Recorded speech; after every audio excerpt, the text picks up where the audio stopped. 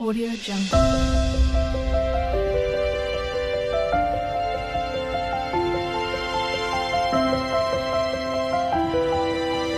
Audio Jungle. हैं। Hello प्यारे बच्चों, तो कैसे हैं आप लोग। आज हम लोग अपनी अम्ल क्षार एवं लवण की ये आखिरी क्लास करने वाले हैं। और हमने पिछली क्लासों में हमने अपनी और सभी पिछली क्लासों में इसके सारे क्वेश्चन, चाहे वो ऑब्जेक्टिव टाइप हों या वन लाइनर हों, सब कुछ हम लोगों ने हल कर चुके हैं। तो यह आज हमारी अम्ल क्षार एवं लवण की आखिरी क्लास होने वाली है, जिसमें कि हम लोग देखेंगे 20 ऑब्जेक्टिव क्वेश्चन। कौन से 20 ऑब्जेक्टिव टाइप क्वेश्चन देखने वाले हैं। ये क्वेश्चन हमारे अपनी ही किताब के दिए हैं। किसके दिए हैं? ये हमारी ही अपनी किताब के हैं। तो आइए शुरू करते हैं।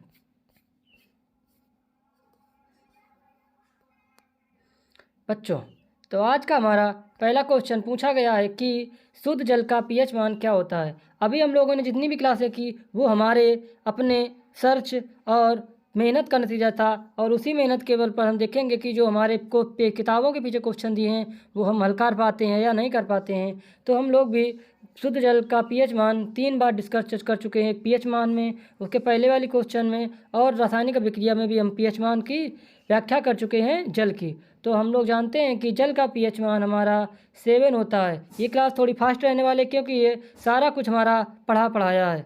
नेक्स्ट जो हमारा क्वेश्चन नंबर 2 पूछा गया है कि जल को जीवाणु रहित बनाने के लिए क्या उपयोगी है, इनमें से कौन सा पदार्थ जल को जीवाणु रहित बनाने के लिए उपयोगी है। तो हम लोग देखेंगे कि जब हमें धावन सोडा, बेकिंग पाउडर, फिटकरी और बिरंजक चूर्ण के उपयोग पड़ेंगे, तो उसमें देखेंगे कि जो ये हमारा बिरंजक चूर्ण है, क्या बिरंजक चूर्ण, यानी कि आंसर नंबर डी हमारा यहाँ पे राइट होता है। बिरंजक चूर्ण का इस्तेमाल हमारा जल को जीवाणु रहित करने के लिए किया जाता है। नेक्स्ट क्वेश्चन जो हमारा है, बिरंजक के लिए प्रयुक्त होता है। बिरंजक जो होता है उसके लिए क्या प्रयुक्त होता है। तो बिरंजक जो होता है वह हमारा ब्लीचिंग पाउडर के लिए प्रयुक्त होता है। बिरंजक चूर्ण या ब्लीचिंग पाउडर एक ही पदार्थ के 2 अलग अलग नाम हैं। नेक्स्ट जो हमारा है क्वेश्चन नंबर 4, अम्ल जो होता है वह नीले लिटमस को, सर्व व्याख्या है, सभी जानते हैं कि नीले लिटमस को लाल ही करेगा। कैसा करेगा? लाल करेगा। नेक्स्ट क्वेश्चन जो हमारा है कि संकर लवण वो लवण होते हैं जो क्या समान अणुओं से मिलकर बने होते हैं।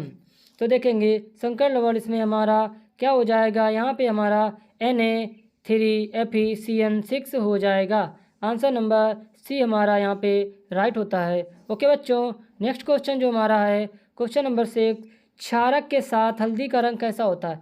आप देखेंगे जब हल्दी को चूने के साथ मिलाया जाता है, जब हमारी बहनें हमारे तिलक करती हैं, तो उसका रंग हमें कैसा दिखाई देता है।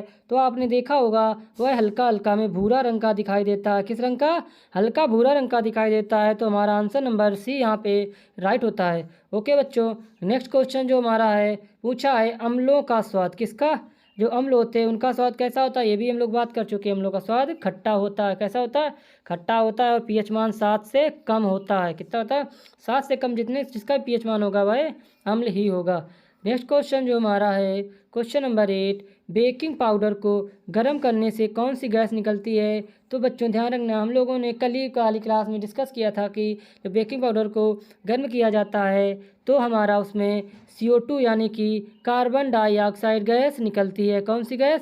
कार्बन डाइऑक्साइड गैस निकलती है। ओके बच्चों, आई बात समझ में? कौन सी गैस? कार्बन डाइऑक्साइड गैस का उत्सर्जन होता है। नेक्स्ट क्वेश्चन जो हमारा है क्वेश्चन नंबर 9, सल्फ्यूरिक अम्ल में अम्लीय हाइड्रोजन, कौन सा हाइड्रोजन? जो अम्लीय हाइड्रोजन होता है उसके परमाणुओं की संख्या कितनी होती है। तो बच्चों ध्यान रखिएगा कि सल्फ्यूरिक अम्ल में आप देखेंगे सल्फ्यूरिक अम्ल का फार्मूला होता है H2SO4। कुछ बच्चे इसी में कन्फ्यूज रहते हैं कि हम कैसे ज्ञात करें। तो देखेंगे H2SO4 यह सल्फ्यूरिक अम्ल का ही रासायनिक सूत्र है। यहाँ पे H के 2 परमाणु हैं, यानी कि आंसर नंबर हमारा ए यहाँ पे राइट होता है। ओके बच्चों, नेक्स्ट क्वेश्चन नंबर 10 बोला है कि H2SO4 के जलीय विलयन का पीएच मान कितना होगा। H2SO4 है, यानी कि क्या है ये हमारा H2SO4 है, तो ये हमारा अम्ल है। अम्ल का जो pH मान होता है वह 7 से हमारा कम होता है। तो बच्चों ध्यान रखिएगा, तो H2SO4 का pH मान यहाँ क्लियर नहीं दिया है। 7 तो पानी का होता, 7 से अधिक क्षारीय पदार्थों का होता, 10 जो होता वह क्षारीय पदार्थ का होता। लेकिन आप ध्यान से देखें तो यहाँ 7 से कम है, यानी कि यही हमारा आंसर नंबर बी यहाँ पे राइट होता है। ओके बच्चों, next question, question number 11, sulphur dioxide का जली विलयन। किसका? सल्फर डाइऑक्साइड का जली विलयन, यानी कि SO2, यही होता है सल्फर डाइऑक्साइड। इसका सूत्र भी याद रखिएगा। तो पूछा है कि जली विलयन होता है, जो सल्फर डाइऑक्साइड होता है उसका जली विलयन हमारा अम्लीय होता है। कैसा होता है? उसका जली विलयन अम्लीय होता है। ओके बच्चों, नेक्स्ट क्वेश्चन है क्वेश्चन नंबर 12, निम्नलिखित यौगिकों में अम्लीय लवण है। क्या? अम्लीय लवण है। आप ध्यान रखिए, जिस पदार्थ में हाइड्रोजन की मात्रा अधिक होती है वह हमारा अम्लीय होता है। तो यहाँ पे अब देखेंगे NaCl, यहाँ पे हाइड्रोजन को कोई परमाणु नहीं है। दूसरा है Na2SO4, क्या? Na2SO4, इसमें भी हाइड्रोजन की कोई मात्रा नहीं है। लेकिन आप ध्यान से देखें अगर तो NaHSO4 यह एक प्रकार का सोडियम सल्फर हाइड्रोक्साइड है, यानी कि यह हमारा क्या हो जाएगा? यही हमारा आंसर नंबर राइट होता है। आंसर नंबर हमारा सी जो यहाँ पे राइट होगा। कौन सा answer? Answer number C right होता है। ओके बच्चों, नेक्स्ट क्वेश्चन जो हमारा है, ये क्लासें अब फास्ट चलने वाली हैं क्योंकि हमने इसमें सारे क्वेश्चन लगभग हल कर लिए हैं। इन जो हमने लास्ट में 5 क्लासें करी हैं उनसे एक भी क्वेश्चन बाहर नहीं जाएगा। ये हम गारंटी लेते हैं कि आप यदि हमसे बराबर जुड़े रहते हैं तो 70%, यानी कि सिर्फ हमारा रिटर्न में 70% आने के फुल चांस हैं, और 30% वो हमारे अध्यापक और विद्यालय द्वारा क्या किए जाते हैं?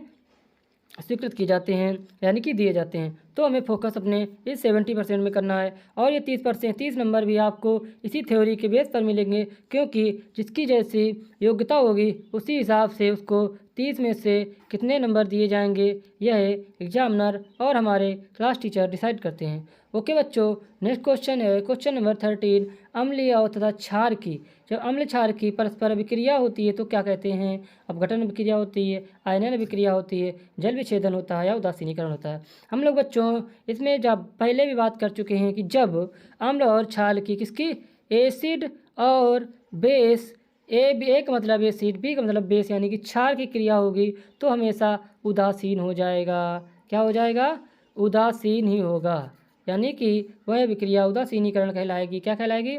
उदासीनीकरण कहलाएगी। इसलिए हमारा आंसर नंबर सी यहाँ पे राइट होता है। नेक्स्ट क्वेश्चन है अपचय का उपचार करने के लिए। अपचय मतलब अपच, बदहजमी, खा लो मसक लो कस के जब, तो फिर पेट में क्या होती? खट्टी डकारें आती हैं, कुछ भी अच्छा लगता, सर घूमने लगता है। कैसा? सर हमारा चंगन मंगन यूँ करके क्या हो रहा था? घूम रहा। मम्मी बड़ा अजीब लग रहा है, क्योंकि आज घर में बनी थी पनीर की सब्जी, तो मसक के लिए खा, तो क्या हो गया? हमें हो गई अपच। हम जब अपच हो गई तो पापा ने कहा जाओ दवा लेके आओ, तो डॉक्टर ने ऐसी दवाएं लिखी जिसमें एंटासिड पाया जाता है, यानी कि जब अपच हो जाती है तो एंटासिड नामक दवाई का उपयोग किया जाता है। ये हमारी एक एंटीबायोटिक दवा होती है। एनाल्जेसिक नामक दवाइयाँ जो होती हैं ये हमारे दर्द में काम आती हैं, और एंटीसेप्टिक ये हमारे घाव हो जाता है, यानी कि ये हमारा हाथ है, मान लीजिए ये हमारा हाथ है कार्टून वाला, और इसमें जब चोट लग गई तो हम इस दवाओं का इस्तेमाल करेंगे। जब मम्मी के घुटने दर्द होंगे तो हम लोग एनाल्जेसिक नामक पीलाहार दवाई करेंगे। और एंटीबायोटिक प्रतिजैविक, यानी कि कौन सी? प्रतिजैविक दवाइयों का उपयोग हम लोग बुखार में करते हैं जब हम वायरल हो जाता है। ओके बच्चों, तो आंसर नंबर यहाँ पे हमारा सी राइट होता है। ओके बच्चों, नेक्स्ट क्वेश्चन है क्वेश्चन नंबर 15 में बोला है कि उदासीनीकरण क्रिया है। क्या? जो उदासीनीकरण वह कैसी क्रिया है? क्या है? अम्ल बनता है, क्षार बनता है, क्षार बनता है, या क्षारक बनता है? तो बच्चों ध्यान रखिएगा कि उदासीनीकरण अभिक्रिया या क्रिया में हमेशा लवण और जल बनता है। क्या बनता है? लवण बनेगा और हमारा जल बनेगा, यानी कि आंसर नंबर यहाँ पे हमारा डी राइट होता है। बच्चों मैं बार बार आपसे कह रहा हूँ, अगर हमसे आप जुड़े रहेंगे तो आपके साइंस में 70 में 70 कोई नहीं रोक सकता है। तो कृपया बच्चों अपना पूरा समय हमारी क्लासों को देकर अपने साइंस में 70 में 70 लाने की गारंटी अभी से निश्चित कर लें। नेक्स्ट क्वेश्चन जो बच्चों हमारा है पूछा गया है, अम्लीय विलयन का पीएच मान होता है। जब भी कोई अम्ल होगा, क्या होगा, हमारा अम्ल होगा, तो उसका पीएच मान 7 नहीं होगा, 7 से हमेशा कम होगा। 6.9 भी हो सकता है, 6 भी हो सकता है, 5 भी हो सकता है, 4 भी हो सकता है, 4.1 भी हो सकता है। ये हमारे सभी अम्ल होंगे। 7 हमारा उदासीन यानी कि जल होगा। ओके बच्चों, तो यहाँ पे हम कह सकते हैं अम्लीय विलयन का पीएच मान 7 से कम होगा। आंसर नंबर बी यहाँ पे राइट होता है। ओके बच्चों, नेक्स्ट क्वेश्चन जो हमारा है, एसिटिक अम्ल की क्षारकता होती है। पूछा है कि एसिटिक अम्ल की क्षारकता कितनी होती है। तो भैया ध्यान रखते हैं, क्षारकता का मतलब होता है जितने हाइड्रोजन क्या कर रहे हैं, भाग ले रहे हैं, और एसिटिक अम्ल में एक ही हाइड्रोजन होता है यानी कि एक हो जाएगा। ओके बच्चों, आई बात समझ में ना आई हो तो क्लास को रोक के समझें, नहीं तो अपने टीचर से भी डिस्कस करें, या फिर आप मुझे कमेंट में बताएं कि कौन सा क्वेश्चन आपको समझ नहीं आया। मैं उसका वीडियो अलग से बनाकर आपके पर्सनल अकाउंट में भेजूंगा। ओके बच्चों, दूसरा क्वेश्चन है, NaOH का 10 मिली विलियन HCl के 8 मिली विलियन से पूर्णतः उदासीन हो जाता है। यदि हम NaOH के उसी विलियन का 20 मिली लें तो इसे उदासीन करने के लिए उसी विलियन की कितनी मात्रा लेनी होगी। बच्चों, इस बात में आप लोग ध्यान रखिएगा कि इसमें हमारा आंसर नंबर 16 राइट हो जाएगा। क्यों हो जाएगा, क्योंकि यहाँ 10 मिलियन था तब हमने 8 लिया, यानी कि रेशियो बराबर रहा है। 10:8 था और यहाँ पे 20:16 हो जाएगा। क्योंकि अनुपात बराबर है तो इसलिए हम 16 मिलीलीटर क्या लेंगे, HCl लेंगे। ओके बच्चों, नेक्स्ट क्वेश्चन जो हमारा है क्वेश्चन नंबर 19 यानी कि आज क्लास का सेकेंड लास्ट क्वेश्चन पूछा है कि कोई विलयन लाल लिटमस को नीला कर देता है। कोई विलयन है, मान लीजिए एक बर्तन में भरा रखा था कोई विलयन। अब पूछा गया कि यदि इस विलयन को में लिटमस डुबोया गया, लाल लिटमस को नीला कर देता है, तो इसका पीएच मान संभवतः कितना होगा। लाल लिटमस को नीला कर देता, कैसा कर देता है, लाल लिटमस को नीला कर देता है। तो बच्चों ध्यान रखना, जब लाल से कोई नीला हुआ, दे तमाचा कर दिया हमने उसको नीला, तो वो हो गया क्षार। क्या हो जाएगा, क्योंकि गाल लाल था, मैंने इतनी तेज तमाचा मारा कि उसका गाल नीला पड़ गया, तो वह क्या हो गया, वह हमारा क्षार हो गया। यानी कि आंसर नंबर डी यहाँ पे राइट होता है, 10 हो जाएगा। जिसका पीएच मान 10 होगा वह लाल लिटमस को नीला कर देगा। ओके बच्चों, आज का हमारा लास्ट क्वेश्चन है, ध्यान से देखना। कोई विलयन अंडे के पिसे हुए कवच से अभिक्रिया कर एक गैस उत्पन्न करता है जो चूने के पानी को दूधिया कर देती है। इस विलयन में क्या हो सकता है। तो बच्चों ध्यान रखिएगा कि जब कोई चूने के पानी को दूधिया कर देता है तो उसमें हम लोग क्या डाल रहे होंगे, उससे हम लोग उसमें अम्ल डाल रहे होंगे। क्या डाल रहे होंगे, अम्ल, यानी कि HCl डाल रहे होंगे। आई बात समझ में, तो हमारा आंसर नंबर यहाँ पे भी राइट होता है। ओके बच्चों, यदि आपको मेरी क्लास अच्छी लगी हो तो अभी हमें लाइक करें। लाइक का बटन ऐसा होता है, इसको थप से दबाएं, और हमारे चैनल लर्न विथ केनी सर को सब्सक्राइब करें, क्योंकि ये चैनल आपको आपके साइंस में 70 दिलाने की गारंटी अभी से दे रहा है। और आजकल कोई गारंटी नहीं देता, सब वारंटी पे चलते हैं, लेकिन हमारा चैनल आपको 70 में 70 लाने की गारंटी देता है। तो बच्चों लग जाइए, आप परीक्षाएं दूर नहीं। मिलते हैं नेक्स्ट वीडियो में, तब तक के लिए टाटा बाय।